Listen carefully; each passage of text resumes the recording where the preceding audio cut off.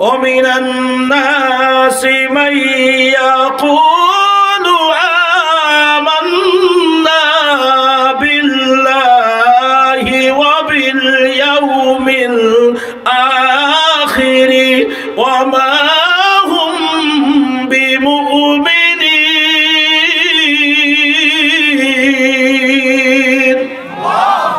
আল্লাহ বলছেন হে রাসূল বলুন আর কোনদিন যাব না ওই আঙ্গিনায় আর কোনদিন যাব না ওই আঙ্গিনায় কোরআনের পথে যারা সাড়া দেয় না নবীজির আদর্শ যারা মানে না আর কোনদিন যাব না ওই আঙ্গিনায় একটু জোরে বলেন ঠিক না বে ঠিক তাহলে কোরআন সুন্নাহর বাইরে এক বিন্দু চলবো না ইনশাআল্লাহ রাজি আছি তো ইনশাআল্লাহ আমরা সকলে মুমিন বলে দাবি করেছি খুশি হয়েছেন কে আসসালামু আলাইকুম ওয়া রাহমাতুল্লাহি ওয়া বারাকাতুহু ওয়া আলাইকুম আসসালাম আপনারা কেমন আছেন আলহামদুলিল্লাহ ঈশার নামাজের পর থেকে আপনারা অনেকেই বসে আছেন এবং আরো কিছুক্ষণ থাকার নিয়ত আছে না ইনশাআল্লাহ তো মাহফিলের আদব রক্ষার্থে এবং আপনাদের শারীরিক অবস্থানকে ফিরিয়ে আনার জন্য আমি একটু অনুরোধ করছিলাম সবাই যদি একটু দাঁড়িয়ে যেতেন তাহলে সবার জন্য ভালো হতো 1 মিনিট দাঁড়ান দেখবেন ভালো লাগবে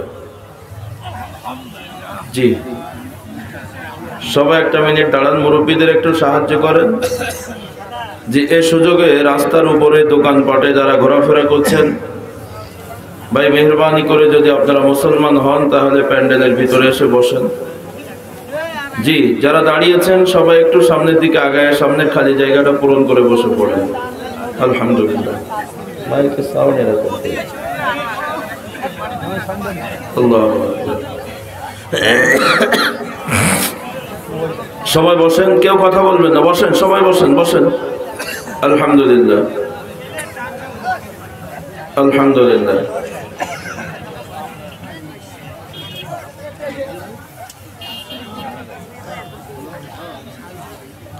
কিছু পেছনে কিছু বাবাজিরা বসে আছেন আপনারা যে একটু আসলেন না সামনের খালি জায়গাটা দেখতে খারাপ লাগে আর এটা সুন্নাতের খিলাফ একটু সামনের দিকে আগায় আসতে ভালো হবে কারণ আসলে আমাদের সমাজে অনেক মানুষ আছে আলেমদের কথা শোনে কিন্তু মানে না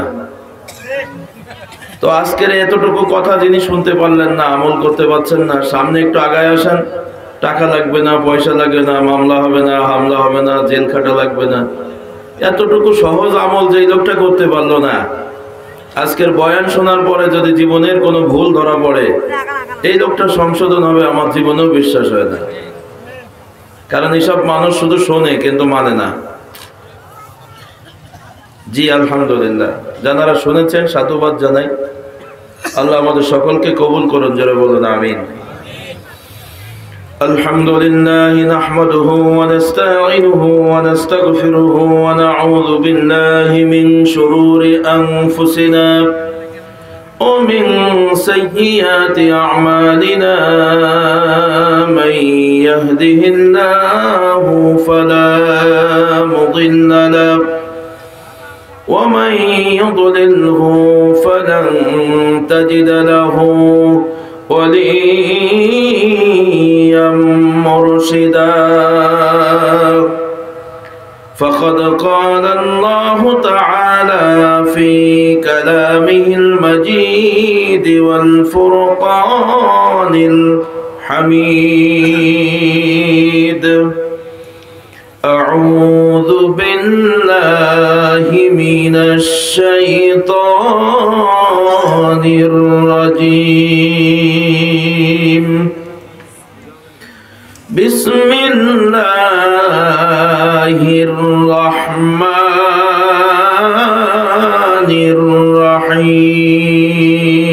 الرحيم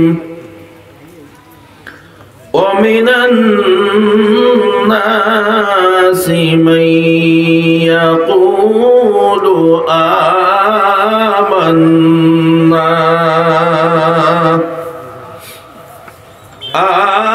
آمنا بالله وباليوم الآخر وما هم بمؤمنين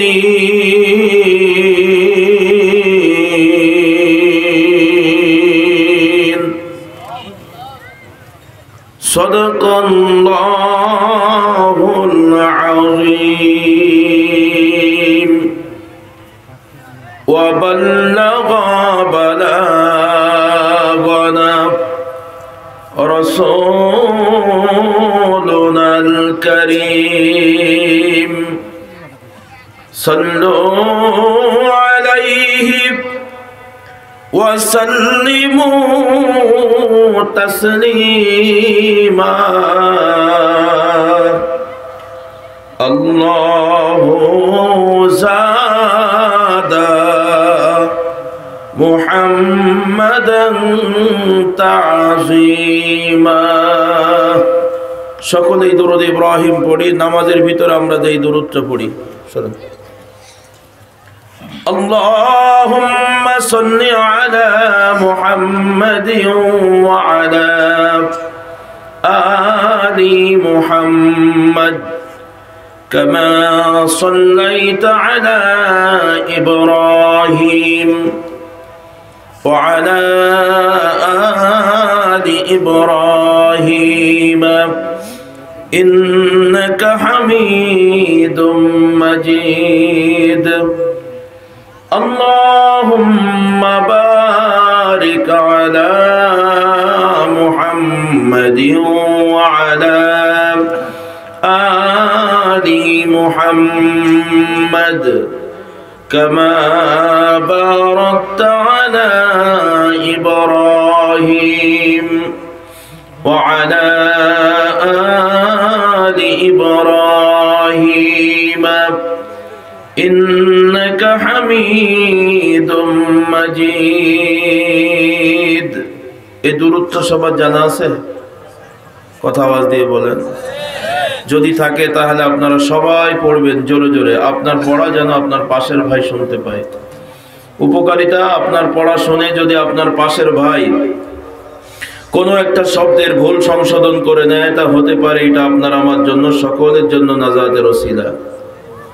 এই জন্য মেহরবানি করে সকলেই দরুদ ইব্রাহিম নামাজের ভিতরে যেটা পড়া হয় এটা সবাই জোরে জোরে পড়বেন। আর খেয়াল করবেন, কিছু লোক আছে অনেক বছর ধরে নামাজ পড়ছে, দরুদ শরীফ জানে না। আজকে জেনে নেন নামাজেদের গতিগত, যেহেতু 5 ওয়াক্তেও নামাজ পড়া হয় এখানে, আর সে ওয়াক্তেও মসজিদের উদ্যোগেই মাহফিল।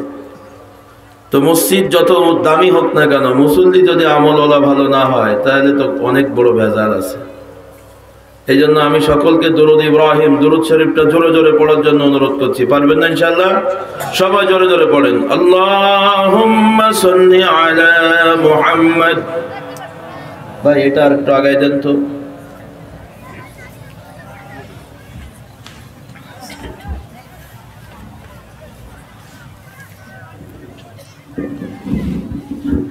বেশ, কই আওয়াজ তো আমি শুনি না। সবাই শুরু থেকে আবার পড়েন। আল্লাহুম্মা সাল্লি আলা মুহাম্মদ।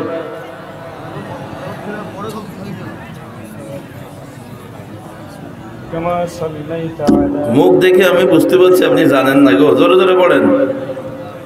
وعلى آل إبراهيم إنك حميد مجيد اللهم بارك على محمد وعلى آل محمد كما باركت على إبراهيم وعلى آل إبراهيم।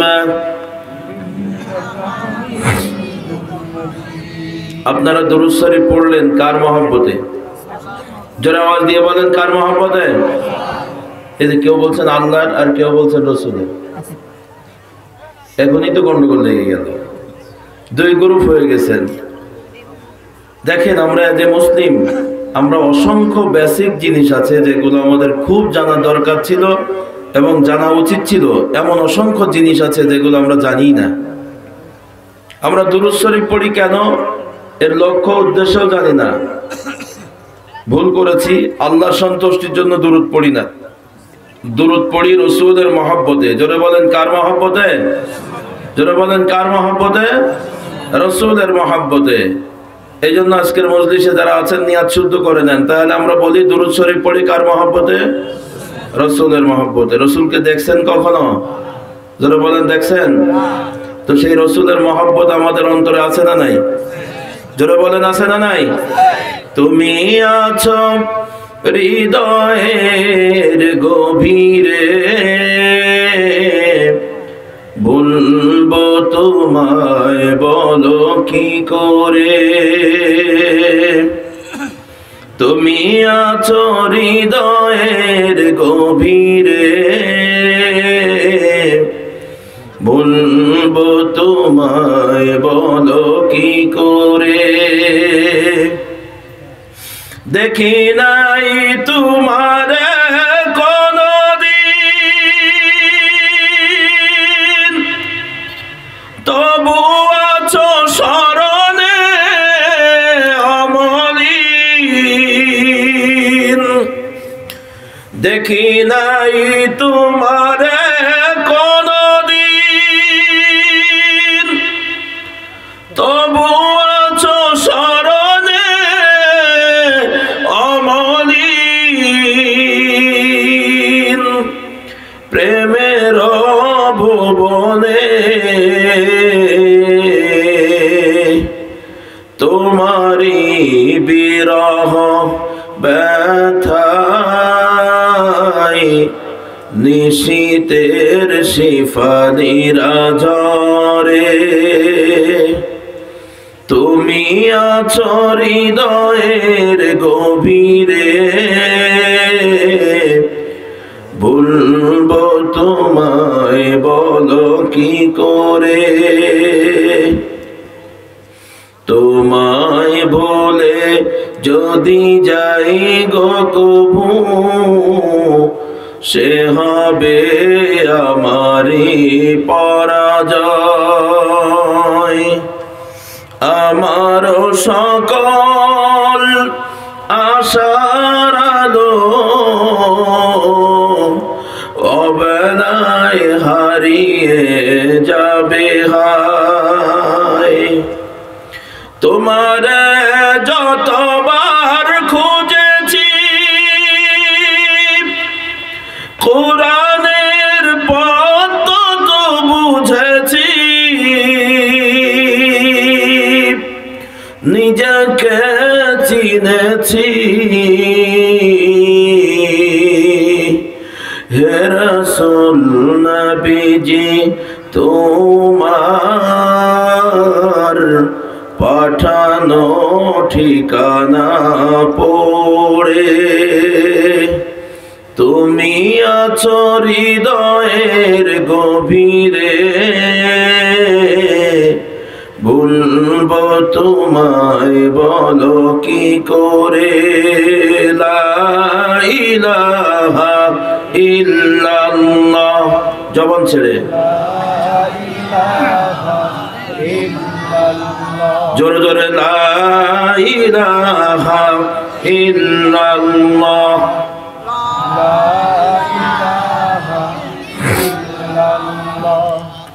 লা ইলাহা ইল্লাল্লাহ, লা ইলাহা।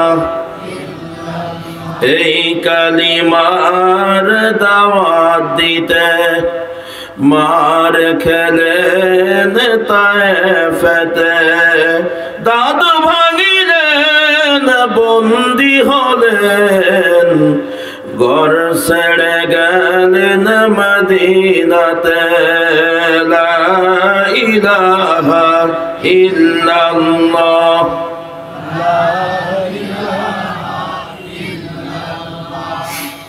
লা ইলাহা ইল্লাল্লাহ,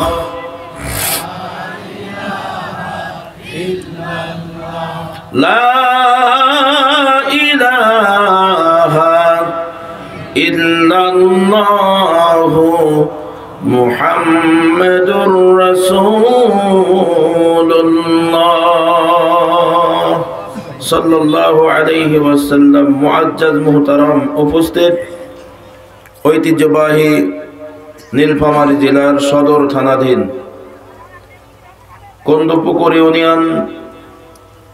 ইউনিয়নের মধ্যে অনুষ্ঠিত লালপাড়া অক্তিয়া মসজিদ নির্মাণ ও যুব সমাজের উদ্যোগে আয়োজিত বরকতপূর্ণ তাফসীরুল কোরআন মাহফিলের সম্মানিত সভাপতি, আমন্ত্রিত প্রধান অতিথি, বিশেষ অতিথি মহোদয়, আমন্ত্রিত উলামায়ে কেরাম, বিশেষ করে আমার পূর্বে আলোচনা করে ধন্য করেছেন আপনাদের এই এলাকার গর্বিত সন্তান, প্রখ্যাত বাগ্মী, আমার স্নেহের জনাব হযরত মাওলানা মোহাম্মদ আবু মুসা আশআরী সাহেব। আলোচনা করে মুগ্ধ করেছেন ইসলামী আন্দোলনের অকুতোভয় সৈনিক জনাব হযরত মাওলানা মোহাম্মদ মুজিবুর রহমান জিহাদি সাহেব। আলোচনা করেছেন আরো অন্যান্য উলামায়ে হযরত। উপস্থিত আছেন জানা অজানা অন্যান্য উলামায়ে কেরাম, বয়োজ্যেষ্ঠ বয়োকনিষ্ঠ জ্ঞানী গুণী সুধীজন ভাই ও বাবাজিরা, পর্দানিশিনী অবলা সরলা মা ও বোনেরা, প্রশাসনের দায়িত্বে নিয়োজিত আছেন গোয়েন্দা বিভাগের কর্মকর্তা কর্মচারী ভাইরা, প্রিয় এলাকাবাসী, আল্লাহ তাবারক ওয়া তাআলার দরবারে শুকরিয়া আদায় করছি যে মহান আল্লাহ তাবারক ওয়া তাআলা আপনাকে আমাকে এই মুহূর্তে, যেই সময় গোটা পৃথিবীর মুসলমানেরা কাফের বেঈমানদের হাতে নির্যাতিত নিষ্পেষিত, তথা আমি আব্দুস সামাদ আজাদ এই মুহূর্তে উন্মুক্ত পরিবেশে স্বাধীন চিন্তা চেতনা নিয়ে কোরআনের সপক্ষে কিছু কথা বলার সুযোগ পেয়েছি। হেন সন্ধিক্ষণে পৃথিবীর বহু উলামায়ে কেরাম এ কোরআনের সপক্ষে কথা বলতে যে কারাগারে আবদ্ধ হয়ে আছেন। অনেক মানুষেরা অসুস্থতার কারণে হাসপাতালে পড়ে আছেন।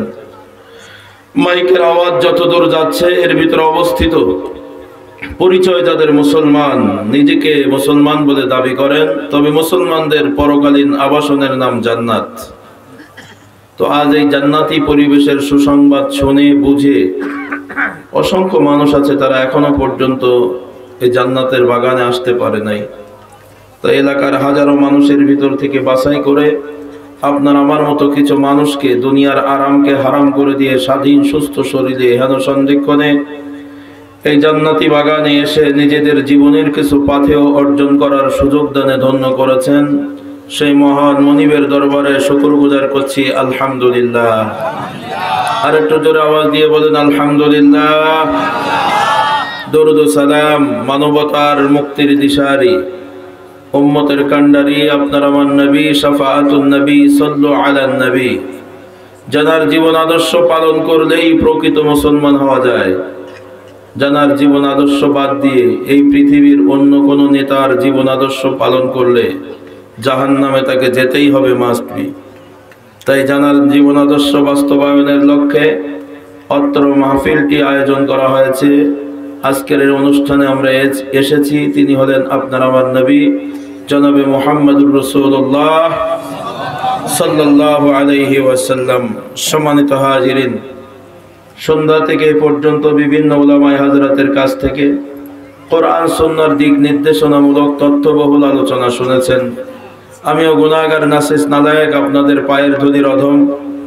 আলোচনা করে বুঝাইব হয়তো এমন ইলম আমার ভিতরে নাই, তবুও দাওয়াতি মেহমান হিসাবে এসেছি। যতটুকু কনফিডেন্স আছে সেদিকে লক্ষ্য রেখে আল্লাহ তাআলার একান্ত নিয়ামতের আশায়, আপনাদের বিশেষ দোয়ার প্রত্যাশায় আজকের যেহেতু তাফসীরুল কোরআন মাহফিল, তো তাফসীর মাহফিলের হক আদায়ের নিমিত্তে পবিত্র কোরআনুল কারীমের 1 নম্বর পারা 2 নম্বর সূরা সূরাতুল বাকারার 8 নম্বর আয়াতখানি তেলাওয়াত করেছি। তেলাওয়াতকৃত আয়াতের উপরে তাফসীরের হাইসিয়াতে শিক্ষণীয় কিছু কথা বলার নিয়ত করেছি। আল্লাহ পাক আমাকে বলার, আপনাদের শোনার, সে অনুযায়ী সকলকে বাস্তব জীবনে আমল করার তৌফিক দান করুন। এটা সবাই জোরে আওয়াজ দিয়ে বলেন আমিন। সম্মানিত হাজিরিন, আজকের মজলিসে আপনারা যারা এসেছেন, আপনাদের মনোযোগ বোঝার জন্য, আপনাদের চিন্তা চেতনা বোঝার জন্য আমি একটু প্রশ্ন করছি। আজকের মজলিসে আপনারা যারা এসেছেন, আপনারা কাকে খুশি করার জন্য এসেছেন? আরো জোরে আওয়াজ দিয়ে বলেন। কথা ঠিক আছে তো? বুঝে সুঝে বলেন। কাকে খুশি করার জন্য এসেছেন? জি, আল্লাহকে যে খুশি করার জন্য এসেছেন, এই খবরটা সবচেয়ে যিনি বেশি জানেন তিনি কে? আল্লাহ। আরো যারা বলেন তিনি কে? আল্লাহ তাআলা আপনার আমার অন্তরের খবর জানে কি জানে না? আপনি আমি অন্তরের ভিতরে যেটা চিন্তা করি ওটা জবানে আসার আগে আল্লাহর আরশ আজিমে পৌঁছে যায়। আল্লাহু আলিমুম বিজাতিস সুদূর।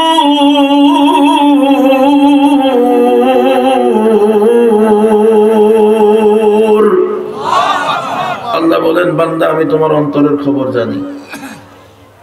যদি আটলান্টিক মহাসাগরের অতল তলদেশে ছোট্ট একটা শৈবাল পোকা খোদার যাতনায় পাথরের কণা ধরে কান্নাকাটি করে, পৃথিবীর কোনো প্রাণী ওই কান্নার আওয়াজ শুনতে না পেলেও স্বয়ং আল্লাহ রাব্বুল আলামিনের আরশ আজিম পর্যন্ত তা পৌঁছে যায়।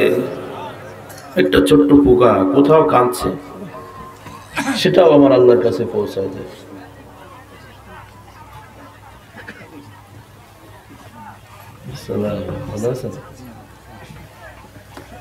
তাহলে আজকের মজলিসে আমরা যারা এসেছি আমাদের অন্তরের বিশুদ্ধতা, ভালো এবং মন্দ যিনি জানেন জোরে আওয়াজ দিয়ে বলেন তিনি কে? ঈমানটা পোক্ত করে নেন, জোরে আওয়াজ দিয়ে বলেন তিনি কে? তাহলে আমাদের উপস্থিতি যদি একমাত্র আল্লাহ তাআলার খুশির জন্য হয়েই থাকে, বলেন তো আমাদের উপরে খুশি হয়েছেন যিনি তিনি কে? এ ভাই, আল্লাহ শব্দটা পৃথিবীতে সবচেয়ে বেশিবার ব্যবহার হয়েছে। এমন একটা শব্দ যেই শব্দটা সবচেয়ে বেশি বার ব্যবহার হয়েছে, সেই শব্দটার নাম আল্লাহ। যারা বলেন সেই শব্দটার নাম কি? জি, এতবার পৃথিবীতে ব্যবহার হয়েছে, বিজ্ঞান গবেষণা করে এই আল্লাহ শব্দের সাথে আজও কোনো শব্দের তুলনা করতে পারে নাই। কারণ আরবিতে যারা কথা বলে তারাও বলে আল্লাহ, ইংরেজিতে যারা কথা বলে তারা বলে আল্লাহ, বাংলায় যারা বলি তারা বলে আল্লাহ। সারা পৃথিবীতে যত ভাষা আছে সব ভাষা তাদের মুসলিম যারা, যে মুসলিম যারা, তারা সকলেই তার প্রভুর নাম কি বলে? আল্লাহু আকবার। সম্মানিত হাজিরিন, তো আজকের মজলিসে যদি আমাদের উপস্থিতি একমাত্র আমাদের আল্লাহ তাআলার খুশি করার জন্য হয়েই থাকে, তো আল্লাহ তাআলা সেই বান্দার উপরে খুশি। আর আল্লাহ যেই বান্দার উপরে খুশি হয়ে যাবে, ওই বান্দার জন্য আল্লাহ তাআলা পরকালে একটা শান্তির জায়গা রেডি করে রেখেছেন। জায়গাটার নাম কোরআনের ভাষায় জান্নাত। একটু সুবহানাল্লাহ বলেন। আর আল্লাহ যদি কোনো বান্দার উপর অসন্তুষ্ট হয়ে যায়, ওই বান্দার জন্য আল্লাহ তাআলা পরকালে আরেকটা জায়গা রেডি করে রেখেছেন। জায়গাটার নাম কোরআনের ভাষায় জাহান্নাম। আজকের মজলিসে আপনারা যারা আছেন, আবার সবার মনোযোগ আকর্ষণ করছি, আপনারা মৃত্যুর পরে সবাই জান্নাত চান না জাহান্নাম চান? আরো জোরে আওয়াজ দিয়ে বলেন। আচ্ছা, কারা কারা জাহান্নাম চান একটু তো হাত দেখান তো। নাই? আল্লাহু আকবার। ওই পেছনে সাদা কোট পরা ভাই ফেসবুক চালাচ্ছেন নাকি? তাই তো, তাই যা বলিস তাই। হাই হাই, মাহফিলের মধ্যে বসে ফেসবুক চালাচ্ছেন? আপনি তো খুব ভালো লোক, তো আমার চেয়ে ভালো। জি, জাতির কপালে আগুন লেগেছে যেভাবে, আল্লাহ জানে এ কপাল কোন জায়গায় যেই থামবে। কি আর রস করি। জি আলহামদুলিল্লাহ। কে আমার কথায় রাগ করছে? এ বাবা, এই উঠছে কেন? ও লজ্জায় পড়ে গেছে। সম্মানিত হাজিরিন, কি আপনারা রাগ করলেন নাকি? আমি এজ এ টিচার, একজন শিক্ষক মানুষ, এই জন্য আমার চোখের সামনে আমি একটু অনিয়ম সহ্য করতে পারি না। এই জায়গাটা একটা জান্নাতের বাগান, এর ভিতরে সকলের ভিতরে একটা সুন্দর চিন্তা চেতনা থাকা উচিত, ঠিক না কি বলে? জি ভাই, এই জন্য আমি একটু খেয়াল করে বসছি, আপনারা কিছু মনে করেন না। নাকি সবাই ফেসবুক যার যারটা বের করে, আপনারাও চালান আমিও চালাই। আমারও তো আছে বড় একটা ফোন, আমি চালাই, শুরু করে দেই, আপনারাও চালান। ঘন্টাখানিক চালিয়ে আমরা যার যার মতন বাড়ি যাই। আল্লাহ আমাদের হেফাজত করুন। আর একবার বলুন আমিন। বলতেছিলাম, আমরা কেউ জাহান্নাম চাই? একটু জবান খুলে বলেন, জাহান্নাম চাই? কি চাই? আচ্ছা, কারা কারা জান্নাত চান একটু হাত উঁচু করে আল্লাহকে দেখান তো। আল্লাহু আকবার। হাতের আঙ্গুলগুলো ফাঁকা করে দেন, দুই হাতের আঙ্গুল ফাঁকা করে দেন, হালকা করে একটু নাড়া দেন, শরীরের এনার্জি ফিরে আসবে, সাথে সাথে আমার আল্লাহ তাআলা খুশি হবেন। একটু সবাই কণ্ঠে যত শক্তি আছে আওয়াজ দিয়ে বলেন তো, নারায়ে তাকবীর। আল কোরআনের আলো,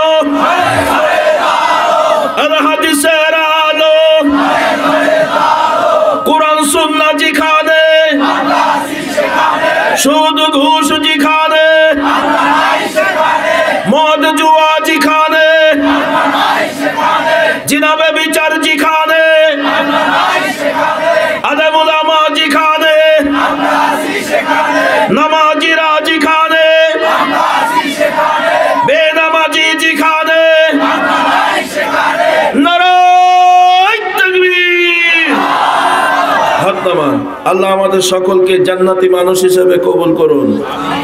আরো জোরে আওয়াজ দিয়ে বলেন আমিন। ভাই আপনারা সবাই জান্নাত চেয়েছেন, বুঝে সুঝে বলেন। আপনারা জান্নাত চেয়েছেন, খুশি হয়েছেন কে?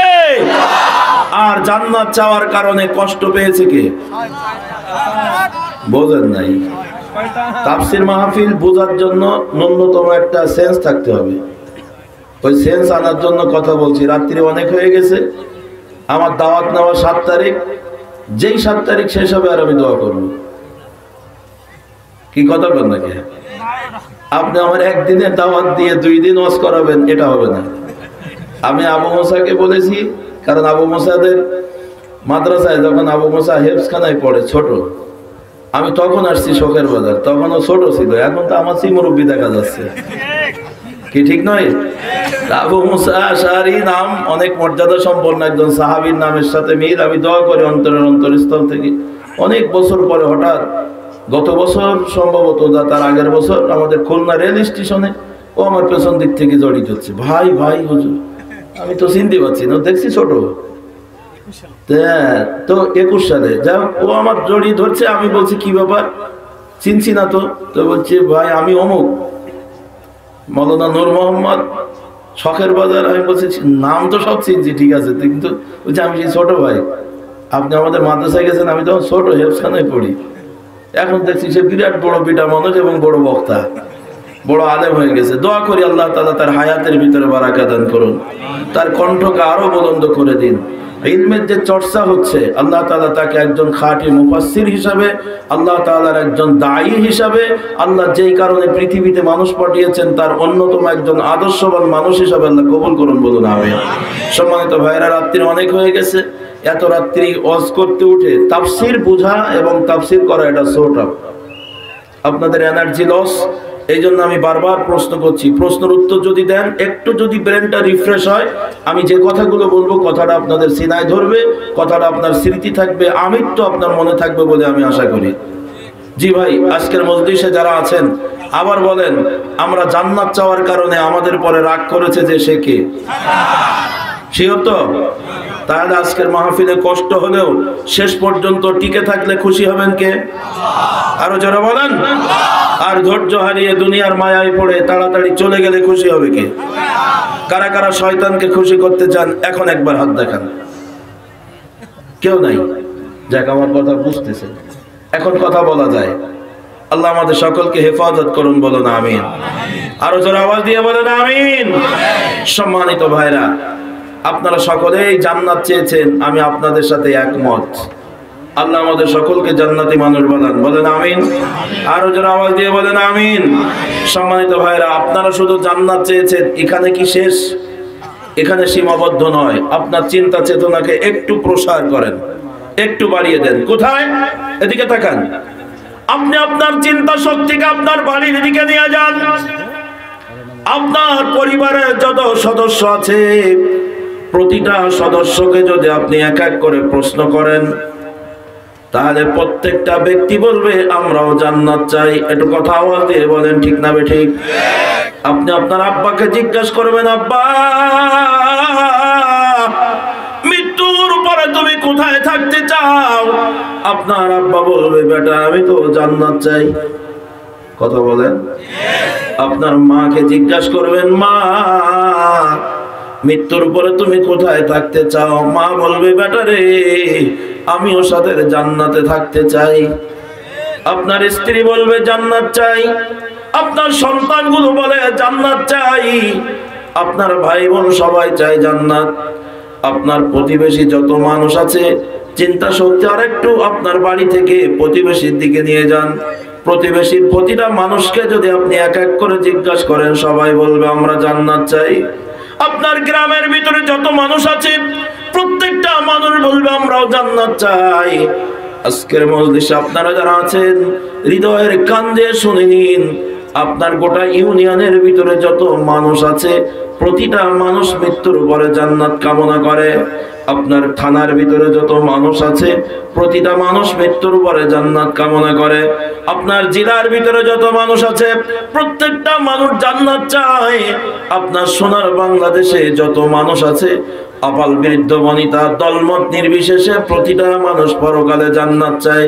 শুধু তাই না, সারা ওয়ার্ল্ডে, সারা পৃথিবীতে আপনার আমার মতন 2 হাত 2 পা চোখ কান নাক মুখওয়ালা যত মানুষ আছে, প্রতিটা মানুষ ধর্ম বর্ণ নির্বিশেষে, শিক্ষিত মূর্খ নারী পুরুষ যত মানুষ আছে, যে যেই মতের হোক না কেন, যে যেই পথের হোক না কেন, যে যেই দলের হোক না কেন, প্রতিটা মানুষ তার জায়গা থেকে পরকালে শান্তির জায়গা জান্নাত কামনা করে। জোরে বলেন ঠিক না বেঠিক?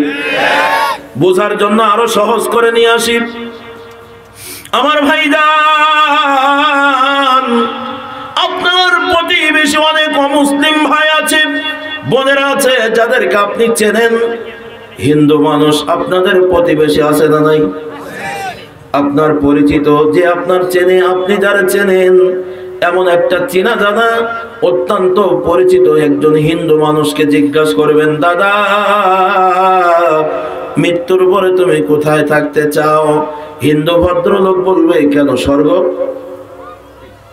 জান্নাত আরবি ভাষা, বাংলায় শুদ্ধ ভাষা হলো স্বর্গ, যার নাম শান্তির জায়গা। আরবিতে জাহান্নাম, আর বাংলা শুদ্ধ ভাষা হলো নরক, যার আরো সহজ ভাষা হলো কষ্টের জায়গা। তাই আজকের মজলিসে আপনারা যারা আছেন, হিন্দু বৌদ্ধ সব মানুষগুলো বলবে স্বর্গ চাই। একজন খ্রিস্টানকে জিজ্ঞাসা করবেন, সেও বলবে স্বর্গ চাই।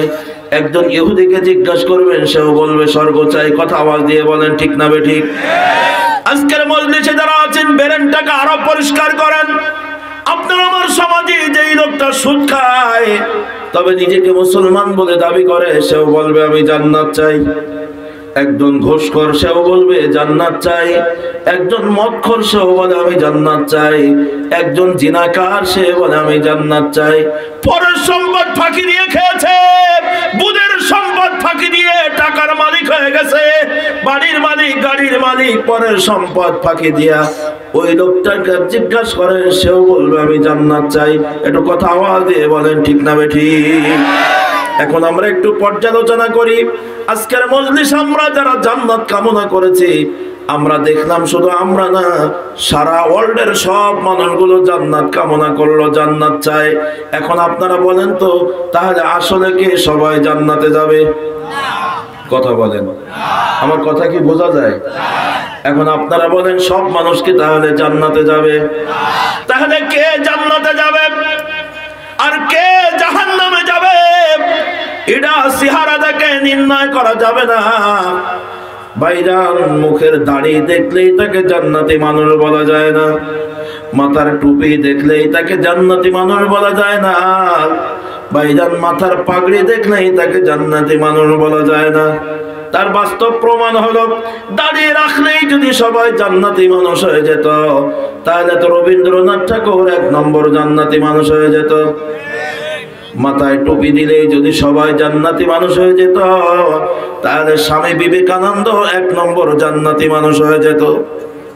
মাথায় পাগড়ি দিলেই যদি সবাই জান্নাতি মানুষ হয়ে যেত, তাহলে ভারতের শিখেরা আমাদের আগেই জান্নাতে যেয়ে দাঁড়িয়ে থাকতো। তবে দাড়ি, টুপি, পাগড়ি আল্লাহর নবীর সুন্নাহ, আপনাকে আমাকে আমল করতেই হবে, মাস্ট বি। তবে অতক্ষণ পর্যন্ত আপনার দাড়ি, টুপি, পাগড়ির মূল্য আল্লাহর কাছে হবে না, যতক্ষণ পর্যন্ত, হে জান্নাতের দাবিদার ভাইরা বোনেরা, যতক্ষণ পর্যন্ত আপনার গোটা জীবনের পা থেকে মাথা পর্যন্ত, রান্নাঘর থেকে জাতীয় জীবন পর্যন্ত, আপনার ব্যক্তি জীবন, পারিবারিক জীবন, সামাজিক জীবন, রাষ্ট্রীয় জীবন, আন্তর্জাতিক জীবনের প্রত্যেকটা জায়গায় মানব রচিত সকল মতবাদকে কবর দিয়া আল্লাহর দেওয়া বিধান, এ কোরআনের রীতিনীতি মেনে নিতে না পারবেন। শুধু তাই না, পৃথিবীর সব নেতার আদর্শকে, পৃথিবীর সব মানুষের আদর্শকে নিজের জীবন থেকে লাথি দিয়ে দূরে সরিয়ে দিয়ে একমাত্র নবী মুহাম্মদুর রাসূলুল্লাহ সাল্লাল্লাহু আলাইহি ওয়াসাল্লামের জীবন আদর্শ আপনার জীবনে মেনে নিতে না পারবেন, অতক্ষণ পর্যন্ত আপনার দাড়ি, টুপি, পাগড়ির কোনো দাম নাই, আপনার জীবনটা জান্নাতি জীবন নয়। আজকের মজলিসে আপনারা যারা জান্নাত চেয়েছেন, আমি সদাই অবগতির জন্য জানাচ্ছি, ভাই তাহলে আপনার চিন্তা শক্তিকে পৃথিবীর সব জায়গা থেকে গুটিয়ে আবার নিজের কাছে নিয়ে আসেন। আগে নিজেকে ভাবুন। কেন? মনীষীরা বলেছেন, মান আরাফা নাফসাহু ফাকাদ আরাফা রাব্বাহু, মান আরাফা নাফসাহু ফাকাদ আরাফা রাব্বাহু। যে তার নিজেকে চিনতে পারবে সে তার রবকে চিনতে পারবে। আপনি আপনার কাছে ফিরে আসেন, আপনার বাড়ি থেকেও ফিরে আসেন, একদম নিজের কাছে চলে আসেন। আপনার গোটা বডির পা থেকে মাথা পর্যন্ত আপনার মাপের 3.5 হাত লম্বা। আপনি আপনার গোটা বডির দিকে তাকান। এর 3.5 হাত বডি আজকে যদি আমার হায়াতটা ফুরিয়ে যায়, আজকে যদি মালাকুল মউত আপনাকে আমাকে আঘাত করে নিয়ে যায়, এখন যদি আপনি মারা যান, আপনি আপনার বিবেকের কাছে জিজ্ঞাসা করেন, একটা মুহূর্তের জন্য জবাব পেয়ে যাবেন। একটা মুহূর্তের জন্য জিজ্ঞাসা করেন, অ্যাপ্রোপ্রিয়েট জবাব পেয়ে যাবেন। বিবেক, আমি তো আজকে এই লালপাড়া মসজিদ কেন্দ্রিক আয়োজিত মাহফিলে আমি জান্নাত কামনা করেছি, হাত উঁচু করে জান্নাত চেয়েছি, জবান দিয়ে জান্নাত চেয়েছি। আসলে আমি যদি এখন মারা যাই জান্নাত পাবো তো? নিজের কাছে প্রশ্ন করেন, 1 মিনিটে উত্তর পাবেন। আপনার বিবেক আপনার বিরোধিতা করবে। হয়তোবা বিবেক বলবে, না না, জান্নাত চেয়েছে, সবাই চেয়েছে, তাই যদি না চাই দেখতে কেমন লাগে, কিন্তু আমার চরিত্র ভালো না, আমার স্বভাব ভালো না, আমার আমল ভালো না, আমি ওয়াক্ত হলে নামাজ পড়ি না, আজান দিলে আমি হিন্দুদের মতন ঘুরে বেড়াই, নামাজের গুরুত্ব দেই না, আমি কোরআন বিরোধী মানব রচিত মতবাদ মানি, আল্লাহর আইন মানি না, ব্রিটিশের আইন মানার জন্য পাগল পারা, আমি নবীর আদর্শ মানি না, আমি লেনিনের আদর্শ মানি, কার্ল মার্ক্সের আদর্শ মানি, আল্লাহর নবীর আদর্শ বাদ দিয়া পৃথিবীর গুনাহগার নেতাদের পেছনে সময় দেই, তাহলে আমার বিবেক বলছে আমি জান্নাত চেয়েছি, আসলে জান্নাত আমার জন্য এখনো বরাদ্দ হয় নাই। আপনি আপনার জন্য বিচার করতে সক্ষম। আপনি 1 মিনিট প্রশ্ন করেন, নিজেকে রেডি করতে পারবেন আপনি এখন কোথায় আছেন।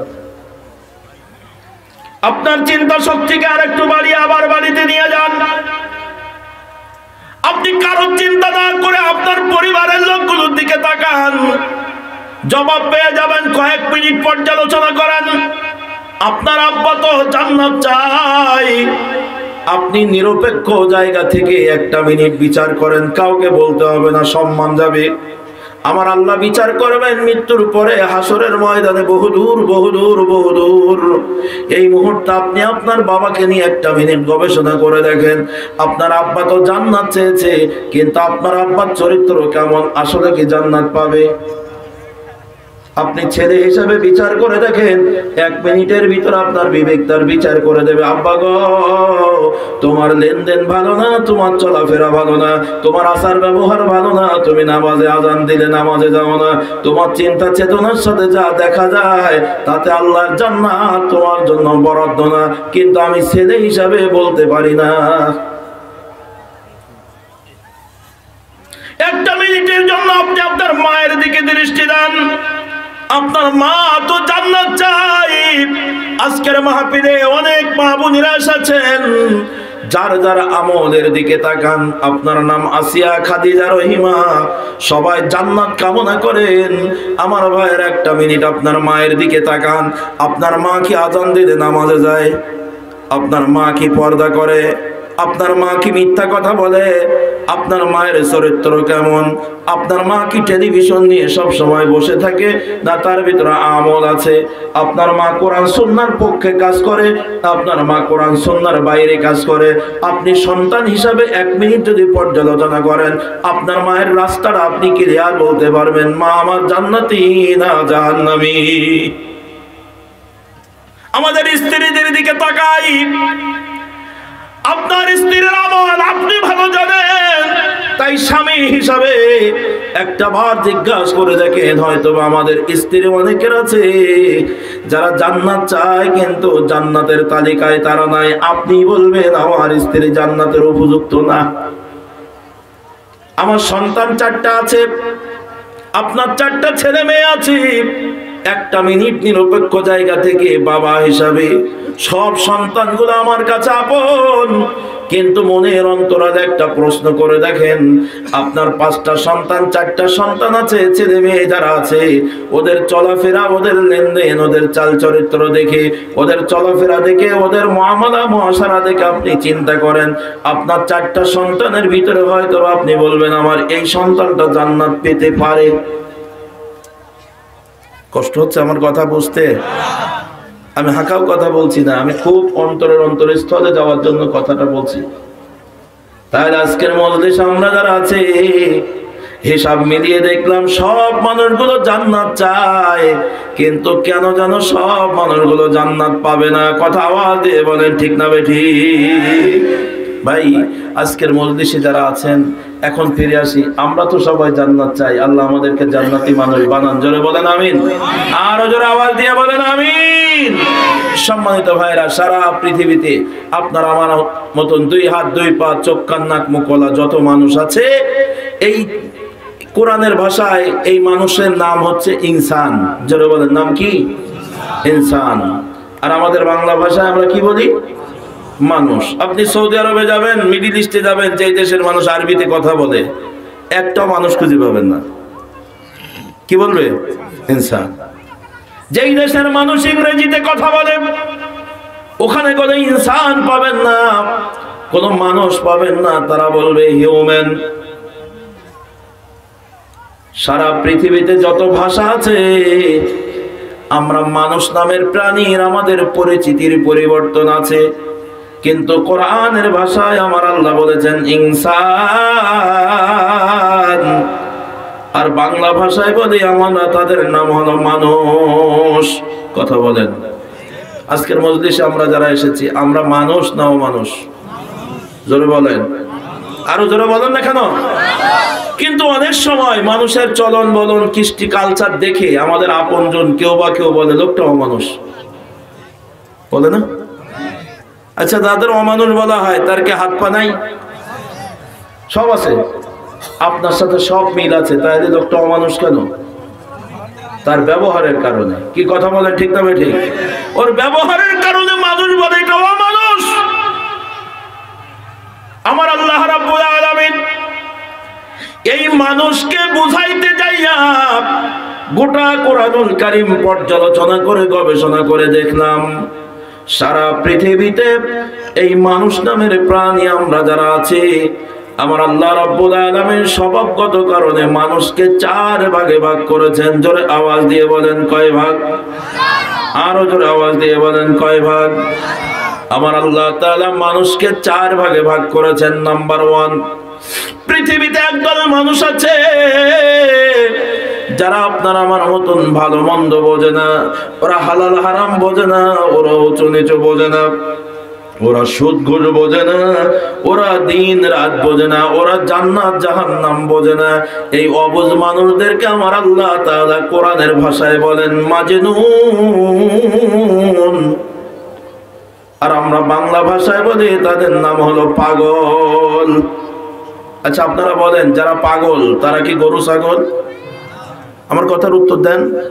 তারা কি? আপনারা কি? কথা বলেন।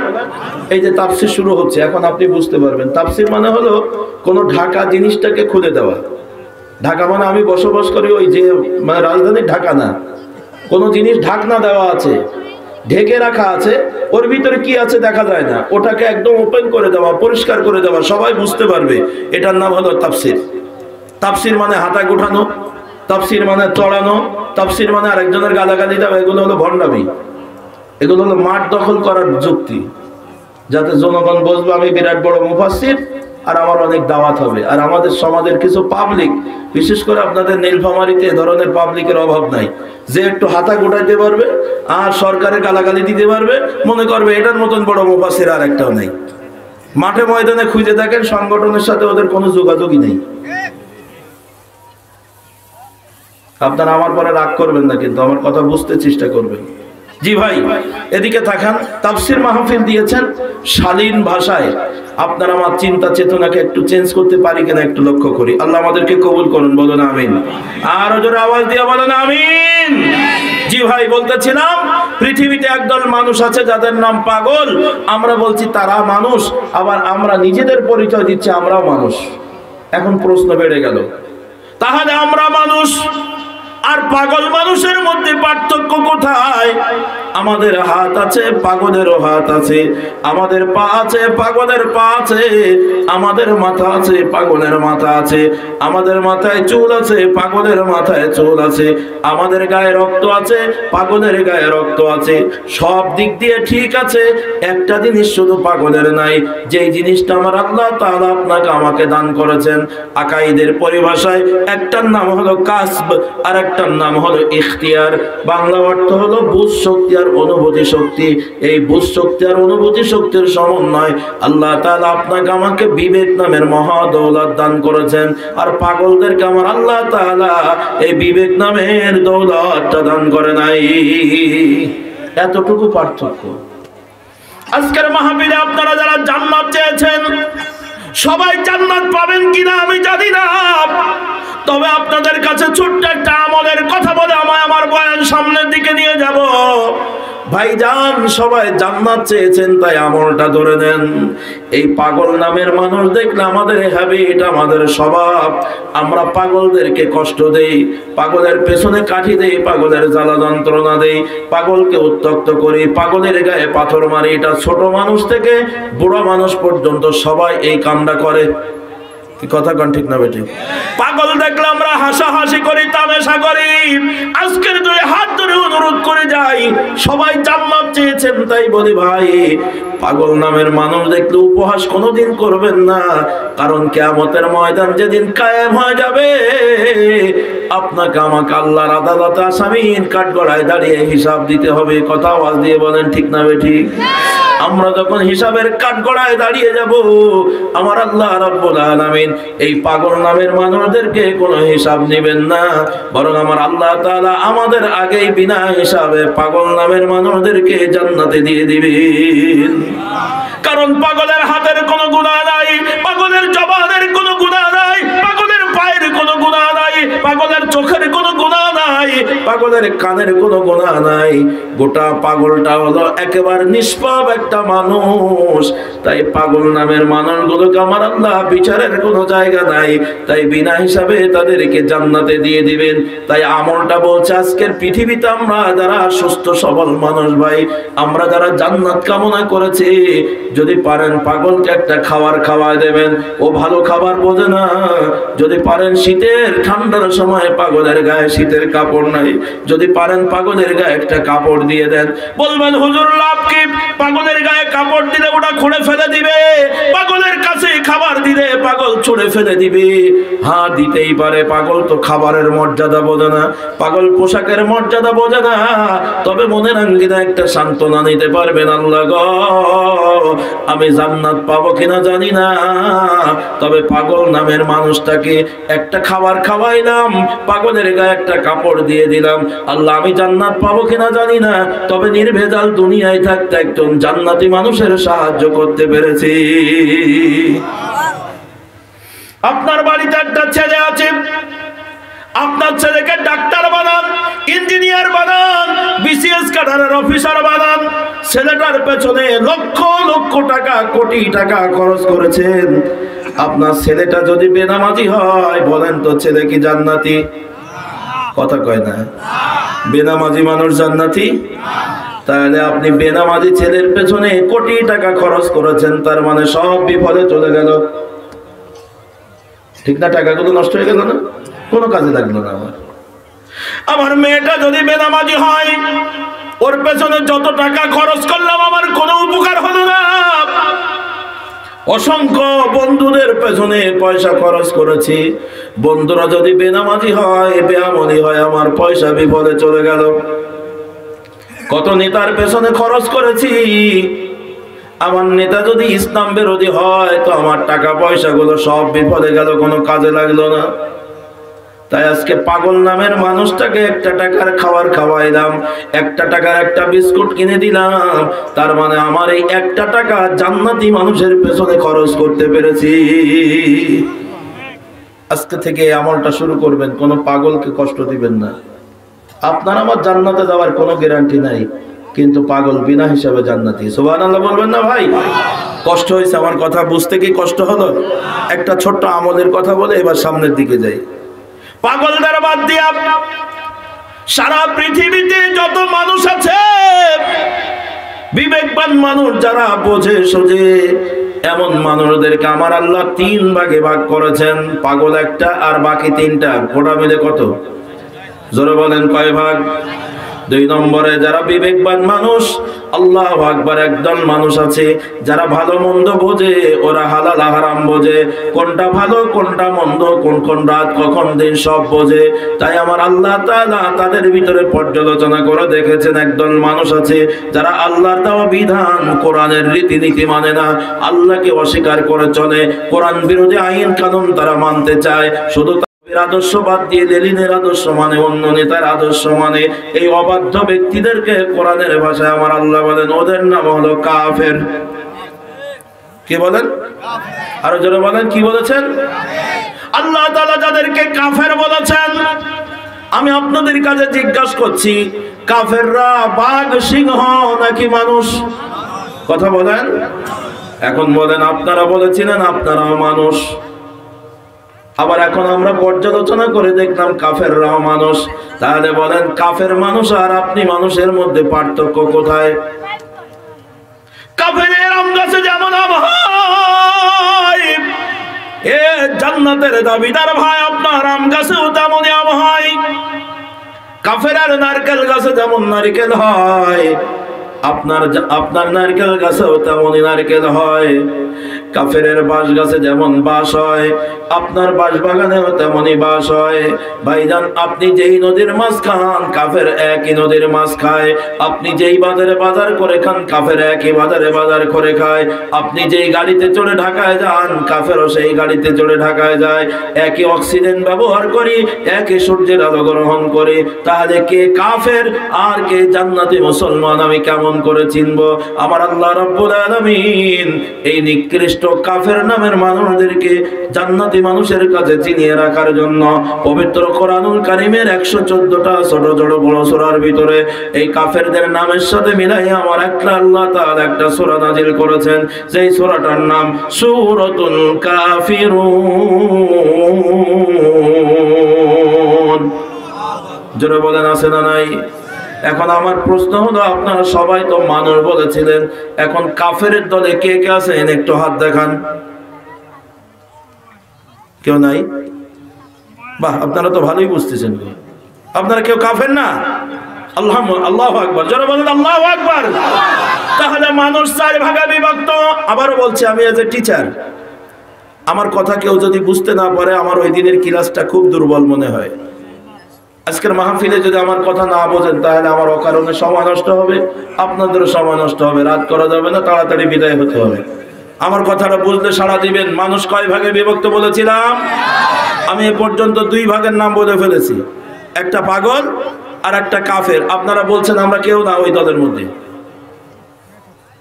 নাম্বার 3, পৃথিবীতে আর একদল মানুষ আছে যারা ভালো মন্দ বোঝে, অত্যন্ত চালাক চতুর মানুষ। তাদের কাছে জিজ্ঞাসা করা হয়, তোমার জীবনের মালিক কে? সে বলবে আল্লাহ। এ কোরআন কার কথা? তো বলবে আল্লাহর কথা। আপনার আমার সাথে মিলে যাবে। জিজ্ঞাসা করবেন, তোমার নবীর নাম কি? বলবে মুহাম্মাদুর রাসূলুল্লাহ সাল্লাল্লাহু আলাইহি ওয়াসাল্লাম।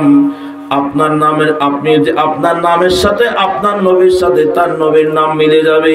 এখন জিজ্ঞাসা করবেন, নবীর আদর্শ মানেন কতটুকু?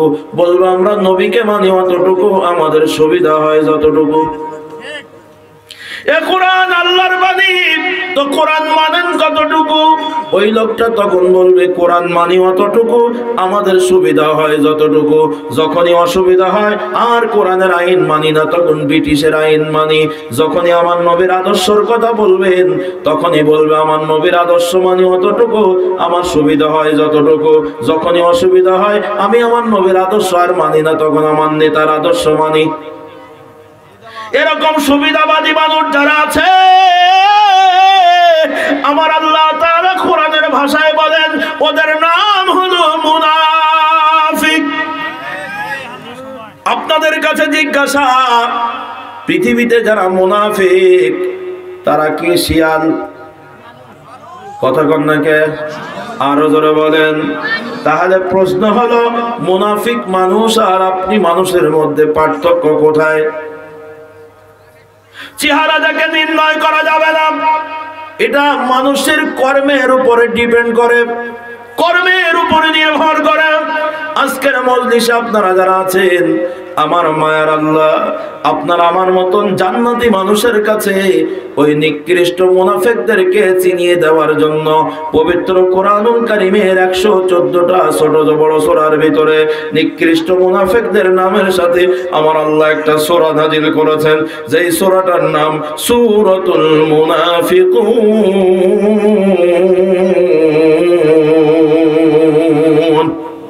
এটা জোরে বলেন, আছে না নাই? এখন আমার জিজ্ঞাসা, এত মানুষ আপনারা আছেন, কে কে মুনাফিকের দলে আছেন? একটু হাত দেখান ভাই, দেখেন তো কেউ আজকে নাই? আরে কথা কর না কেন, আছেন কেউ? নীরবতা কিন্তু সম্মতির লক্ষণ। ইসলামের একটা মাসালা হলো নীরবতা সম্মতির লক্ষণ। যদি না থাকেন তাহলে জবাব দিয়ে বলবেন আছেন বা না, একটা কথা বলবেন। যদি বলেন কেউ কি মুনাফিক আছেন? নাই, মাশাআল্লাহ। তাহলে মানুষ কয় ভাগে বিভক্ত? আবার বলেন, সবাই বলেন কয় ভাগে? কয় ভাগের নাম বলেছি বলেন তো? প্রথম কাদের নাম বলেছিলাম? এই 50-50 পাস। জোরে বলেন, প্রথম কাদের কথা বলেছিলাম? পাগল। 2 নম্বরে কাফের। 3 নম্বরে এই তিনটার মধ্যে আমরা কেউ নাই। এত বাকি আছে আর একটা গ্রুপ বাকি আছে, পাগলদের বাদ দিয়া, কাফেরদের বাদ দিয়া, মুনাফিকদের বাদ দিয়া সারা পৃথিবীতে ফাইনাল রাউন্ডে যেই মানুষগুলো টিকে যায়, আমার আল্লাহ রাব্বুল আলামিন এই মানুষদের ব্যাপারে বলেছেন, ওরা আমার খাঁটি বান্দা। আমি আল্লাহ পৃথিবীতে মানুষকে যেই কারণে পাঠিয়েছি, মানুষে আমার সৃষ্টি উদ্দেশ্য তোমরা পূর্ণ করেছো, তোমাদের পরে আমি খুশি। আমার আল্লাহ বলেন, মা খালাকুতুল জিন্না ওয়াল ইনসা ইল্লা লিয়াবুদুন। আল্লাহ বলেন, আমি মানুষ এবং জিন জাতিকে শুধুমাত্র কেবলমাত্র আমি আল্লাহ তাআলার গোলামি করার জন্য পাঠিয়েছি। তাই পৃথিবীর যেই মানুষটা তার গোটা জীবনের পা থেকে মাথা পর্যন্ত, রান্নাঘর থেকে জাতীয় জীবন পর্যন্ত, জীবনের সকল জায়গায় জীবন চলে যাবে, তবু আল্লাহর বিধানকে উপেক্ষা করবে না। যত কষ্ট হোক না কেন আল্লাহর দিন কায়েমের পক্ষে থাকবে। জীবন চলে যাবে, নবীর আদর্শ ছেড়ে দিয়ে গুনাহগার কোন নেতার আদর্শ মানবে না। তাই যেই ব্যক্তি তার গোটা জীবনের সকল জায়গায় আল্লাহর দেওয়া বিধান কোরআনের রীতিনীতি মেনে নিয়েছে এবং মানার জন্য নিজের জীবনকে সামনের দিকে এগিয়ে নিয়ে দুর্বার গতিতে চলেছে, আল্লাহর নবীর আদর্শ ছাড়া পৃথিবীর কারোর আদর্শ মানতে রাজি না, এমন মাহবুব বান্দাদেরকে আমার আল্লাহ বলেছেন ওরা খাঁটি মুসলিম, ওরা পরিপূর্ণ আত্মসমর্পণকারী। আর পরিপূর্ণ আত্মসমর্পণকারী বান্দাকে আমার আল্লাহ তাআলা কোরআনের ভাষায় সম্মানজনক উপাধি দিয়ে বলেছেন, ওদের নাম হলো মুমিন। একটু সুবহানাল্লাহ বলেন। এই মুমিন নামের মানুষদেরকে কিয়ামত পর্যন্ত সারা পৃথিবীর মাখলুকের কাছে চিরস্মরণীয় বরণীয় করে রাখার জন্য আমার মায়ার আল্লাহ এ কোরআনুল কারীমে বরকতপূর্ণ আরেকটা সূরা নাযিল করেছেন। সূরাটার নাম সূরাতুল মুমিনুন। একটু জোরে আওয়াজ দিয়ে বলেন, আছে না নাই? এখন আপনারা এখানে বলেন, মানুষ 4 ভাগে বিভক্ত, নাম বললাম, আপনারা কোন দলের মানুষ? হ্যাঁ, আমিন। একটু জোরে বলেন, কোন দলের মানুষ? শিওর? একদম বুঝে শুনে বলেন। 4 দলের এক দলে তো থাকতেই হবে, তাহলে সবাই এক দলের লোক। একটু জোরে বলেন, কারা কারা মুমিন? একটু হাত দেখান তো, এখন একটু দেখি। হাত কারোর খাটো, বলছে হুজুর আগের থেকে ছিলাম তা বলিনি। যে হাত উঁচু করে একদম খাড়া করে দেন। মুমিন ভাইরা জোরে আওয়াজ দিবেন, নারায়ে তাকবীর। আওয়াজ দেন, নারায়ে তাকবীর। কুরআন সুন্নাহ জিখা দে, সুদ ঘুষ জিখা দে, কুরআন নাই জিখা দে, নারায়ে তাকবীর। হাত নামান, আল্লাহ সকলকে কবুল করুন। আর কোনদিন যাব না ওই আঙ্গিনায়, আর কোনদিন যাব না ওই আঙ্গিনায়, কোরআনের পথে যারা সাড়া দেয় না, নবীজির আদর্শ যারা মানে না, আর কোনদিন যাব না ওই আঙ্গিনায়। একটু জোরে বলেন, ঠিক না বেঠিক? তাহলে কোরআন সুন্নাহর বাইরে এক বিন্দু চলবো না ইনশাআল্লাহ। রাজি আছি তো ইনশাআল্লাহ? আমরা সকলে মুমিন বলে দাবি করেছি। খুশি হয়েছেন কে? আরো যারা বলেন খুশি হয়েছেন কে? এখন আমি আজকের আপনাদের সামনে যে আয়াত পড়েছিলাম সেই আয়াতের ব্যাখ্যা করতে পারবো এবং আপনারা বুঝতে পারবেন। তাহলে আমরা সবাই মুমিন তো? কথা বলেন, মুমিন তো? এখন আমার প্রশ্ন হলো, আপনি আপনাকে জিজ্ঞাসা করেন মুমিন আছি তো? নিজেকে জিজ্ঞাসা করেন, আমি তো মুমিন বলে দাবি করেছি, আসলে মুমিন আছি তো? নাকি খলিলির ভাই মুমিন? কি আপনারা রাগ করলেন নাকি? আমাদের গ্রামে আছে খলিলের ভাই মুমিন, আর আপনারা সেই মুমিন কিনা এটা জানার জন্য জিজ্ঞাসা করেছি। না, আমরা আসলে মুমিন বলে দাবিদার। কথা আওয়াজ দিয়ে বলেন, ঠিক না বেঠিক?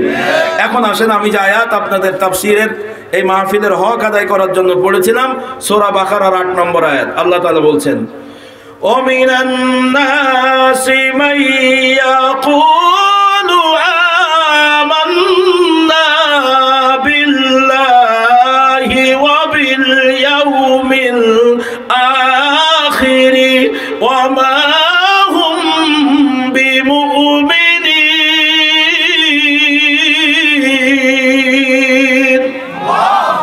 আল্লাহ বলছেন, হে রাসূল আপনি বলেন, একটু বলে দেন, খবরটা শোনায় দেন। কি? মানুষের ভিতরে কিছু মানুষ আছে, আপনারা সবাই বলেছিলেন অমানুষ না মানুষ? যারা বলেন নিজেকে কি বলেছিলেন? এখন আসেন আপনাদের ভিতরে আবার ঢুকি সেই পেছনের কথা। একটা কথাও অকারণে আমি বলি নাই। ইতিপূর্বে পর্যন্ত যত কথা বলেছি একটাও অকারণে বলি নাই। এ তাফসীর বোঝার জন্য এখন আপনার সহজ হয়ে গেল। বলেন, আল্লাহ বলছেন মানুষের ভিতরে কিছু মানুষ আছে, সবাই না। ওরা বলে আমান্না বিল্লাহি, আমরা আল্লাহকে বিশ্বাস করি। ওরা বলে ওয়াবিল ইয়াউমিল আখিরি, আমরা আখিরাতকেও বিশ্বাস করি, মৃত্যুর পরের জগৎ বিশ্বাস করি। এরপরে আমার আল্লাহ বলছে, হে রাসূল ওরা আল্লাহকে বিশ্বাস করে বলে, ওরা আখিরাতকে বিশ্বাস করে বলে, কিন্তু আমি আল্লাহ ওদের অন্তরের খবর জানি তো। ওদের চলাফেরা, ওদের লেনদেন, ওদের আচার আচরণ, ওদের কৃষ্টি কালচার, ওদের লেনদেন সবকিছু দেখে আমি আল্লাহ আপনাকে জানিয়ে দিচ্ছি, হে রাসূল ওমা হুম বিমুমিনিন, ওরা আসলে মুমিন না। কথা কার? যারা বলেন কথা কার? সহজ কথা, মানুষের ভিতরে কিছু মানুষ আছে যারা আল্লাহকে বিশ্বাস করে, আখিরাতকে বিশ্বাস করে, তবুও তারা মুমিন নয়। কথার ভিতরে একটা প্যাঁচ আছে না? কথা বোঝেন নাই মনে হয়, বিরাট বড় প্যাঁচ। এখন আজকের মাহফিলে আপনারা যারা আছেন, এখন আমরা একটু পর্যালোচনা করি। আল্লাহ যাদেরকে বলেছেন এই ধরনের কথা, আমরা দেখেন তো আয়াতের ভিতরে ঢুকতে পারি কিনা। আয়াতে স্পষ্ট দুইটা বিশ্বাসের কথা আল্লাহ বলেছেন। কয়টা বিশ্বাস? কথা বোঝেন নাই, জোরে বলেন, কয়টা বিশ্বাস? দুইটা। একটা হলো তারা বলে আমরা আল্লাহকে বিশ্বাস করি। আচ্ছা, আপনারা কি আল্লাহকে বিশ্বাস করেন? জোরে বলেন, আল্লাহকে বিশ্বাস করেন? আল্লাহ কয়জন? তিনজন। এটা মিলে যাচ্ছে। তাইলে আমরা ঢাকাতেও দেখি একজন। আমার জন্মস্থান সাতক্ষীরা, তো সাতক্ষীরার মানুষ যারা তারাও বলে একজন। আমাদের সাতক্ষীরার কিছু বক্তা আছে, কিন্তু আপনাদের নীলফামারী কাঁপাই ফেলায়। যদি সাতক্ষীরা শোনে তাই মনে করে বিরাট ব্যাপার। এই কাফাকাফি বক্তাদের যন্ত্রণায় আপনারা বিপদে পড়েন। এই কাফাই এখান থেকে চলে যায়, ও এলাকায় দিয়ে পুলিশও তো তাড়ায় না, তো ঝামেলা নেই। তো মূল জায়গায় মাঠে ময়দানে কাজ করার নামে খোঁজ নেই। আমি বিরোধিতা করছি না, যারা ইসলামে আন্দোলন করেন তাদের সপক্ষে বলছি।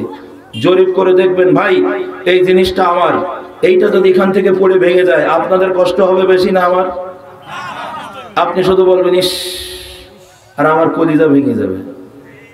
যেই লোকটা ইসলামী আন্দোলনকে প্রকৃত ভালোবাসে এবং ইসলামী আন্দোলনের ভিতরে ঢুকে গেছে, যার শিকড় শফাতের বাক্যে নিয়েছে, ওই লোকটা কোনোদিন অশালীন কথা বলে আপনার আমার মতন দ্বীনের ভাইদেরকে কষ্ট দিবে না। আপনারা ইউনিয়নের যারা দায়িত্বশীল আছেন, আমার একটা দুইটা কথা 2 মিনিট কথা বলবো, তাতেই আগামীকাল সব মামলায় ঝুলবেন। কিন্তু আমি ফেমাস হয়ে যাব, ইউটিউবের ভিতরে ভাইরাল হয়ে যাবো। ওরে বাবা রে, বক্তা কি একদম ছড়াই ফেলাইছে। আমার বিরাট দাম বেড়ে যাবে, আমার অনেক দাওয়াত বেড়ে যাবে। আর আমার ইসলামী আন্দোলনের ভাইদেরকে জেল জুলুম কাটা লাগবে, বাড়ির ঘরে ঘুমাইতে পারবে না, এই মশার কামড় ঠান্ডার মধ্যে কবরস্থানে ঘুমাতে হবে। এটা ইসলাম নয়। তাকে হিসাব মিলিয়ে দেখেন, সাধারণ কর্মীর চেয়ে যেই লোকটা দায়িত্বশীল রক্ষণ হয়ে যায়, তার ভাষা তার ব্যবহার আর একটু সুন্দর হয়। ইসলাম এমন একটা ব্যবস্থাপনা যে যত আমলওয়ালা হবে তত ইসলামের সর্বোচ্চ আল্লাহ তাআলার দিকে এগিয়ে যাবে। আপনি দেখেন, একজন দায়িত্বশীল যখন তার ব্যবহার আরো ভালো হয়, তার কাজকাম আরো ভালো হয়, তখন সে ইউনিয়ন থেকে থানা দায়িত্বশীল হয়। থানা দায়িত্বশীল যখন তার ব্যবহার আরো ভালো হয়, তার চলাফেরা আরো ভালো হয়, কাজকর্ম আরো উন্নত হয়, তখন সে জেলা দায়িত্বশীল হয়। একটা সাধারণ কর্মী চেয়ে আপনার জেলা আমিরের ব্যবহার কত সুন্দর। একটা জেলা আমিরের বক্তব্য শুনবেন, একটা জেলা সেক্রেটারির বক্তব্য শুনবেন, কেন্দ্রীয় আমিরের বক্তব্য শুনবেন। ইসলাম যদি জানতে হয় তাহলে উপর দিকে যান, উপর দিকে গেলে আস্তে আস্তে বুঝতে পারবেন ইসলাম কাকে বলে। আর আমাদের আচরণ, আমাদের ব্যবহার, ভাই আপনার কথাই যদি একটা ইসলাম না বোঝা মানুষ কষ্ট পায়, আপনি তাকে ইসলামের রাস্তায় আনবেন কেমন করে? এটা ইসলামী আন্দোলনের রুলস নয়। কোন মানুষকে আপনাকে জোরে দারোগা করে পাঠানো হয়নি যে আপনি জোর করে করে মানুষকে দ্বীনের রাস্তায় নিয়ে আসবেন। বরং ইসলাম বিরোধী মানুষগুলো আপনার কথা শুনবে, এ কোরআন বুঝবে, আস্তে আস্তে ইসলামের ছায়াতলে চলে আসবে। ইমাম গাজ্জালী রাহমাতুল্লাহ আলাইহি দর্শন শাস্ত্রের পণ্ডিত ইমাম গাজ্জালী রাহমাতুল্লাহ আলাইহি একটা বই লিখেছেন। বইটার নাম তলোয়ার নয়, উদারতা ইসলাম। কাফের বেঈমানরা তলোয়ার দিয়ে ইসলামের পথে আসে নাই, বরং আল্লাহ রাসূলের ব্যবহার, সাহাবায়ে কিরামের ব্যবহার দিয়ে দলে দলে কালিমা পড়ে মুসলমান হয়ে এই কালিমার পতাকা উড্ডীন করেছে। প্রয়োজনে কাফের বেঈমানদের সাথে যখন মোকাবেলা করা দরকার, তখনই জিহাদের ময়দানে হুঙ্কার দিয়েছে, জিহাদ করেছে। এটার পাঠ আলাদা, দাওয়াতের পাঠ আলাদা, জিহাদের পাঠ আলাদা। কষ্ট লাগে আমার, আমি বড় কিছু না, তবে একজন কোরআনের একজন কর্মী এবং ইসলামী আন্দোলন করা ফরজ আইন, এর ব্যাপারে একজন অন্যতম ভূমিকা পালন করেনওয়ালা। সম্মানিত ভাইরা, আজকের মজলিসে আমরা যারা আছি, ভাই আগামী রাত্রি থাকতে পারবো কোনো গ্যারান্টি আছে? জোরে বলেন আছে? যদি না থাকে তাহলে আপনি আপনার চিন্তা চেতনাকে পরিবর্তন করুন, একজন দায়ীর ভূমিকা পালন করুন, হিংস্র হায়নার মতো ব্যবহার ছেড়ে দিন। আল্লাহ রসুলের জীবনীগুলো পর্যালোচনা করেন। আল্লাহ রসুলের জীবনের কয়েকটা অংশ। ইসলাম কোরআন আসার আগে রসুলের আদর্শ ছিল একরকম, কোরআন যখন নাজিল হয়েছে সেখান থেকে হিজরতের আগ পর্যন্ত আমার রসুলের অবস্থান ছিল আর এক রকম। রসুল হিজরত করে যখন মদিনায় গেলেন, রসুলের চরিত্র, রসুলের অবস্থান, রসুলের মিজাজ ছিল আর এক রকম। এরপরে যখন মক্কা বিজয় হলো, রসুলের আদর্শ হলো আর এক রকম। কথা আওয়াজ দিয়ে বলেন, ঠিক না বেঠিক? স্থান কাল পাত্র ভেদে আপনার আমার চিন্তা চেতনা পরিবর্তন হওয়া দরকার। এই প্রত্যাশায় আজকে নীলফামারীতে এখন যে আয়াত পড়েছি, আয়াতের ব্যাখ্যামূলক আলোচনা করতে যাই। একটু সবাই জোরে আওয়াজ দেন আল্লাহু আকবার, আরো জোরে আওয়াজ দেন আল্লাহু আকবার। তাহলে আসেন, আজকের আয়াতের ভিতরে দুইটা বিশ্বাস। একটা হলো আল্লাহ তাআলা বলছেন কিছু মানুষ আছে তারা বলে আমান্না বিল্লাহি, আমরা আল্লাহকে বিশ্বাস করি। আচ্ছা, আপনারা যারা আছেন, আপনারা কি আল্লাহকে বিশ্বাস করেন? কারা কারা করেন একটু দেখান তো। মাশাআল্লাহ, সবাই আঙুল একটা দেখান। আল্লাহ কয়জন? একদম হাতে রাখছে একটা একটা করে আঙুল। সবাই আল্লাহকে বলেন, আল্লাহ আমার রব, এই রবি আমার সব। জোরে, আল্লাহ আমার রব, এই রবি আমার সব। দমে দমে তনু মনে তারি অনুভব। আল্লাহ আমার রব, এই রবি আমার সব। তোমার দুনিয়াতে আমি আর না কিছু চাই। দুনিয়া কার?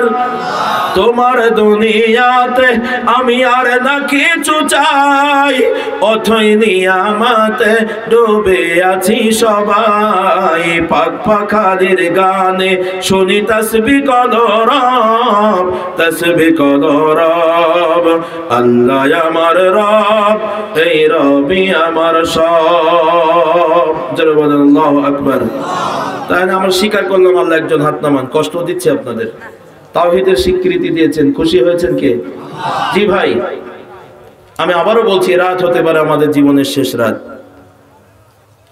আগামীকাল বাংলার জমিনে আমি আব্দুস সামাদ আজাদ, আমার কণ্ঠ হয়তো আর বাজবে না। আমরা যেটা খেয়েছি ওটা আমার জীবনের শেষ খাওয়া, এটা হলো আপনার ঈমান। যেটা পোশাকটা পরেছি এটা আমার জীবনের শেষ পোশাক। এই পোশাক খুলে আর একটা পোশাক পরবো, সেই সময় হয়তো পাবো না। বরং এই পোশাক থাকা অবস্থায় যদি মারা যায়, আমার ভাইজান এই পোশাকটা বেরেট দিয়ে কাইসি দিয়ে কেটে কেটে আমার আপনজনরা বাহির করবে জীবনের শেষ সময় মনে করে। আবারও বলছি ভাই, আমার আল্লাহ আয়াতের ভিতরে দুইটা বিশ্বাসের কথা বলেছেন। একটা হলো আল্লাহর পরে বিশ্বাস, 2 নম্বর হলো বিল ইয়াউমিল আখির, আখিরাতের পরে বিশ্বাস। এখানে যত মানুষ আছেন আখিরাতের পরে বিশ্বাস আছে? এটা জোরে বলেন। আছে বলেই তো আমরা সবাই জান্নাত চেয়েছি, কথা বলেন ঠিক না ঠিক? এখন আজকে আসেন, আমার আল্লাহ তাআলা 1500 বছর পূর্বে বলছেন, নবী গো, এই মানুষের ভিতরে কিছু মানুষ আছে, আজকের এই মাহফিলে আমরা যেমন বললাম আমরা আল্লাহকে বিশ্বাস করি, আখিরাতকেও বিশ্বাস করি, এমন মানুষ যারা আছে আমার আল্লাহ বলছেন ওদের ভিতরে কিছু মানুষ আছে, ওদেরকে আমি মুমিনের তালিকায় নাম লিখি নাই, ওরা মুমিন না। কথাটার ভিতরে বিরাট বড় পেশ আছে। তবে কোরআন নাযিল হয়েছে আরবি ভাষায়, আমার নবীর ভাষা আরবি, সাহাবায়ে কেরামের ভাষা আরবি। এই আয়াত বুঝতে তাদের বাকি রইল না। আমরা বাঙালি মুসলমান আরবির অর্থ জানি না, তাই আমাদের জন্য বোঝা বড় জরুরত। একটু তাকান, সাহাবায়ে কেরাম নবীকে জিজ্ঞাসা করলেন, নবী গো, এমন কোন হতভাগা মানুষ আছে যে আল্লাহকে বিশ্বাস করে কিন্তু জান্নাতি মানুষ হতে পারলো না? কি মুমিনরা তো জান্নাতি, কাফের মুনাফিক তারা কোথায় যাবে? জাহান্নামে। পাগলরা জান্নাতি, কিন্তু এখানে আল্লাহ মুমিনের কথা বলছেন। ইয়া রাসূলুল্লাহ, এমন কোন হতভাগা মানুষ আছে যে আল্লাহকে বিশ্বাস করলো কিন্তু মুমিন হতে পারলো না, আখিরাতকে বিশ্বাস করলো তথা মুমিন অর্থাৎ জান্নাতি মানুষ হতে পারলো না? ইয়া রাসূলুল্লাহ, মেহেরবানি করে এই লোকগুলোর পরিচয় আপনি খুলে বলে দিন। আমার নবী নীরব হয়ে গেছেন, কোনো কথা নাই, লাজবাব। এমন সময় আল্লাহ রাব্বুল আলামিন একসাথে কয়েকটা আয়াত নাযিল করে দিলেন। ভাইজান, রাত্রি গভীর হওয়ার কারণে হয়তো আমি সব কথাগুলো বলতে পারবো না, তবে বোঝার জন্য সহজ কথা বলি। বর্তমান আমাদের সময়ে আমাদের ব্যক্তি জীবন, পারিবারিক জীবন, সামাজিক জীবন অবস্থানের দিকে তাকাইয়া, রাষ্ট্রীয় জীবনের অবস্থানের দিকে তাকাইয়া আমরা মুমিন আছি কিনা পর্যালোচনায় সংক্ষিপ্ত আলোচনা করে এগিয়ে যায়। তেলাওয়াতকৃত আল্লাহু আকবার নাযিলকৃত আয়াতগুলোর ভিতর থেকে একটা আয়াত বড় উল্লেখযোগ্য বলি। আমার আল্লাহ বলেন, নবী গো, এই চরিত্র তাদের ভিতরে থাকার কারণে আমি আল্লাহ তাদেরকে জান্নাতি মানুষের তালিকায় নাম রাখি নাই। কি তার চরিত্র? পবিত্র কোরআনুল কারীমের 16 নং আল্লাহু আকবার 1 নম্বর পারা 2 নম্বর সূরা সূরাতুল বাকারার 14 নম্বর আয়াত আমার আল্লাহ রাব্বুল আলামিন পরিষ্কার করে বলছেন, কারণ এই ওয়া ইযা লাকুল্লাযীনা আমানু ক্বালু আমান্না ওয়া ইযা খালাউ ইলা শায়াতিনহিম ক্বালু ইন্না মাআকুম। একটু জোরে আওয়াজ দিয়ে বলেন আল্লাহু আকবার। আল্লাহ রাব্বুল আলামিন বলেন, ওদেরকে আমি ঈমান মুমিন হিসাবে কবুল করে নাই, ওরা জান্নাতি মানুষ না, কারণ ওদের চরিত্র হলো এমন। ওয়াইদা লাকুল্লাযীনা আমানু ক্বালু আমান্না, ওরা যখন ঈমানদারদের সাথে মেশে ওরা তখন নিজেকে ঈমানদার বলে দাবি করে, ওরা ভালো ভালো কাজ করে ঈমানদারদের সাথে মিশে, ওরা সুযোগ পেলে মসজিদে নামাজ পড়তে যায় নামাজীদের সাথে মেশে, ওরা রমজান মাসে রোজা রাখে রোজাদারদের সাথে মেশে। আল্লাহু আকবার, ইফতারি 30 দিনের তালিকায় তাদের নাম পাওয়া যায়, ঈদগাহ কমিটির ভিতরে নাম পাওয়া যায়, ঈদগার মুসল্লিদের ভিতরে তাদের উপস্থিতি পাওয়া যায়, মানুষ যখন হজে যায় হাজীদের তালিকায় তার নাম পাওয়া যায়, যাকাত দেওয়া মানুষের তালিকায় তার নাম পাওয়া যায়, মসজিদ কমিটির ভিতরে তার নাম পাওয়া যায়, আল্লাহু আকবার, তাফসীর মাহফিলে তাদের পাওয়া যায়। এরকম ভালো ভালো কাজ তারা করে। পক্ষান্তরে আমার আল্লাহ বলেন, ওয়াইদা খালাউ ইলা শায়াতিনহিম, পক্ষান্তরে ওই নামাজি মানুষগুলো মসজিদে যাদের পাওয়া যায়, ঈদের মাঠে যাওয়ার পাওয়া যায়, রোজাদার অবস্থায় যাদের পাওয়া যায়, ওই সমস্ত মানুষের ভিতর থেকে কিছু মানুষ আছে তাদের সামনে যখন গান বাজনা হয়, যেই কাজ করলে গুনাহ হয়, ওয়াইদা খালাউ ইলা শায়াতিনিম, যখন শয়তানি কোনো কাজ, যেই কাজ করলে গুনাহ হয় এমন কাজ যখন তাদের সামনে আসে, তখন বলে ইন্না মাআকুম, লাগাও যাত্রা তোমাদের সাথে আছি। ঈদের মাঠেও পাওয়া যায়, যাত্রার প্যান্ডেলেও পাওয়া যায়, ঈদগাহ কমিটির ভিতরে পাওয়া যায়, যাত্রার কমিটির ভিতরে পাওয়া যায়, মসজিদের ভিতরে পাওয়া যায়, সিনেমার প্যান্ডেলেও পাওয়া যায়। যদিও আপনাদের এলাকায় এরকম কোনো খারাপ মানুষ নাই। কষ্ট হয় আপনাদের, লোকটা নামাজ পড়ে সবই যাবত, আবার সুযোগ পেলে গান বাজনা আড্ডার ভিতরে ঢুকে যায়, গুনাহের কাজের ভিতরে জড়িত হয়। যখন ভালো কাজ করে মসজিদে যায়, কলিজায় শান্তি পায়, তাফসীর মাহফিলে আসে, অন্তরে শান্তি